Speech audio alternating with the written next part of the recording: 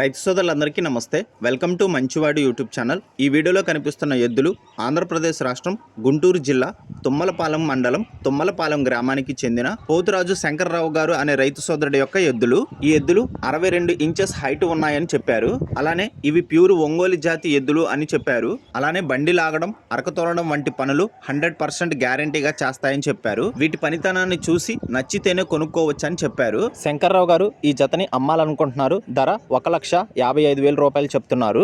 ధర తగ్గించే అవకాశాలు కూడా ఉన్నాయని చెప్పారు.